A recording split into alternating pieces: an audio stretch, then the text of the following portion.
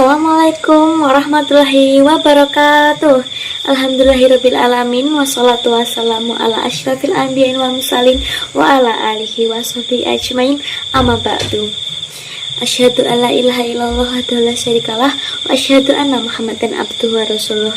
Segala puji bagi Allah Subhanahu wa taala, Tuhan semesta alam yang telah memberikan begitu banyak kenikmatan, nikmat iman, nikmat kesehatan, nikmat keluarga, dan masih banyak lagi nikmat lainnya yang belum kita sadari. Selawat serta salam selalu senantiasa kita junjungkan kepada Nabi besar Muhammad SAW yang telah membawa kita dari zaman kegelapan menuju zaman penuh cahaya iman. Hadirin yang dirahmati Allah, di zaman yang serba cepat dan penuh tantangan ini, banyak di antara kita yang lupa mensyukuri nikmat-nikmat yang kecil yang telah Allah berikan kepada kita. Kita sering mengeluh atas hal-hal yang belum kita miliki, namun jarang berterima kasih atas hal-hal yang luar biasa yang selalu kita dapatkan sehari-hari. Padahal rasa syukur adalah kunci ketenangan dalam kehidupan kita sehari-hari. Allah Subhanahu wa taala berfirman dalam surat Ibrahim ayat ke-7, la in syakartum la azinnakum wa la in kafartum inna azabi lasyadid. Jika kamu bersyukur, niscaya Allah akan menambah nikmat kepadamu. Tetapi jika kamu mengingkari nikmatku, maka sesungguhnya azabku sangat pedih. Ayat ini adalah janji yang pasti benar. Jika kita bersyukur, maka Allah akan menambah nikmat itu, bukan hanya dalam bentuk materi, tapi juga ketenangan, kesehatan, dan juga keberkahan hidup.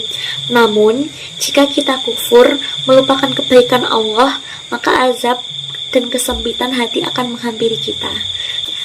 Hadirin yang dimuliakan Allah, bersyukur bukan hanya dengan ucapan alhamdulillah saja, tetapi juga dengan tindakan dan perbuatan. Rasa syukur sejatinya memiliki 3 unsur utama, yaitu 1. Syukur dengan hati, menyadari bahwa semua nikmat berasal dari Allah, bukan karena usaha kita saja semata. 2. Yaitu syukur dengan lisan, memuji Allah dengan menceritakan nikmatnya kepada orang lain, tapi itu bukan sombong ya. Dan 3. Syukur dengan perbuatan, menggunakan nikmat untuk hal yang diridhoi Allah seperti ilmu untuk mengajar, harta untuk bersedekah, dan waktu untuk beribadah. Rasulullah Shallallahu Alaihi Wasallam bersabda dalam hadis riwayat Muslim, sungguh menakjubkan urusan seorang mukmin. Sesungguhnya semua urusannya adalah kebaikan. Jika ia mendapatkan kesenangan, ia bersyukur, maka itu baik baginya. Dan jika ia ditimpa kesusahan, ia bersabar, maka itu pun baik baginya. Hadis ini menunjukkan bahwa orang beriman selalu dalam keadaan baik.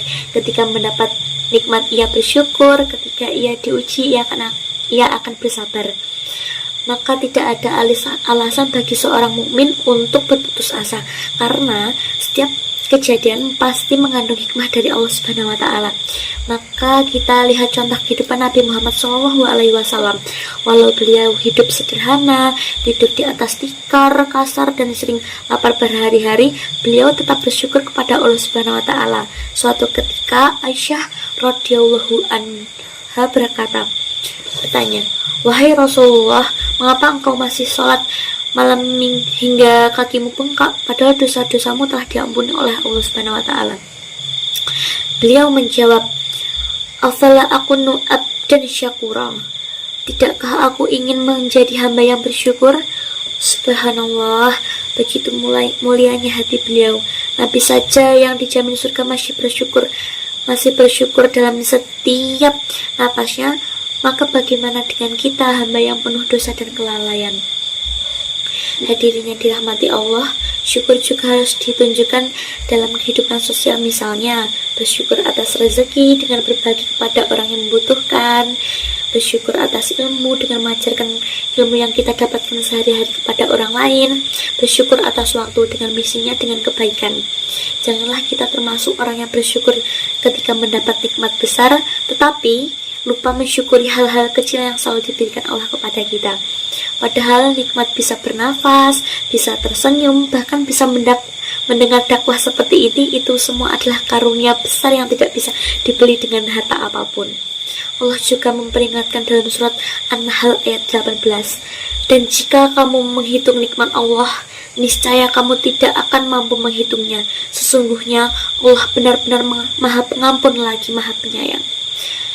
Saudara-saudaraku seiman, mari mulai hari ini kita perbanyak syukur, menikmati hal-hal kecil yang telah diberikan Allah kepada kita, dan mengingat bahwa orang lain belum tentu mendapatkan nikmat yang telah kita dapatkan. Syukuri setiap detik kehidupan yang Allah beri. Ketika pagi datang, ucapkan Alhamdulillah karena masih diberikan kesempatan hidup. Saat makan, ucapkan Alhamdulillah karena masih ada rezeki. Ketika kita menghadapi ujian, katakan innalillahi wa innalillahi roji'un, dan yakin bahwa Allah sedang menguji untuk mengangkat derajat kita di dunia dan akhirat. Mari kita ubah cara pandang kita. Jangan menunggu kaya untuk bersyukur, tetapi bersyukurlah agar hati kita merasa kaya. Jangan menunggu hidup sempurna, tetapi bersyukurlah agar hidup terasa indah. Karena sesungguhnya kebahagiaan bukan datang dari banyaknya nikmat, tapi dari hati yang pandai bersyukur. Semoga kita semua termasuk golongan hamba Allah yang senantiasa bersyukur dalam kelapangan dan kesempitan, dalam nikmat maupun cobaan. Semoga Allah menambah nikmatnya, menenangkan hati kita, dan menjadikan hidup kita penuh keberkahan. Amin, amin ya robbal alamin.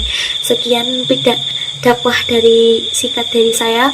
Wassalamualaikum warahmatullahi wabarakatuh.